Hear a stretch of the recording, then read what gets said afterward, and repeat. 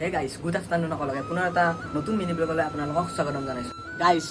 বতৰটোকে কিহে দিছি দেখা না ৰ'দ দিলে ৰ'দে দি থাকে বৰষুণ দিলে বৰষুণে দি থাকে কালি ৰাতি অলপ বৰষুণ দিছিল ভাবছিলোঁ আজি বতৰটো ঠাণ্ডা হ'ব কিন্তু নাই পুৱাই পুৱাই উঠি দেখিছোঁ অতি ফাটা ৰ'দ এই উপায় নাই দে গাইজ আপিৰ মহিমা আৰু বতৰৰ মহিমা সঁচাকৈ ধৰিবই নোৱাৰিয়ে আপি আৰু বতৰৰ চেপ্টাৰটো এখনিতে সমাপ্ত কৰিলোঁ তো আজি গাইজ আমি যাম আজি নসত্ৰ গাইজ আমি আহি পাই গ'লোঁ কৃষ্ণগুৰু আশ্ৰম এইটোৱে হৈছে কৃষ্ণগুৰু আশ্ৰম নসত্ৰ য'ত আছে সৰ্থেবাৰীত আছে তো তাতে আমি জোতা চেণ্ডেল থলোঁ ইয়াত ধুনীয়াকৈ মুখ হাত ধুই ল'লোঁ আৰু আমি এতিয়া ভিতৰত সোমাই যাই আছোঁ গাইজ তো গাইজ পৰিৱেশটো চাওক পৰিৱেশ এই ধুনীয়া গাইজ আহিলোঁ ফটো চটো উঠলোঁ ধুনীয়াকৈ ইয়াতে কৃষ্ণগুৰু আশ্ৰমত এই ধুনীয়া পৰিৱেশ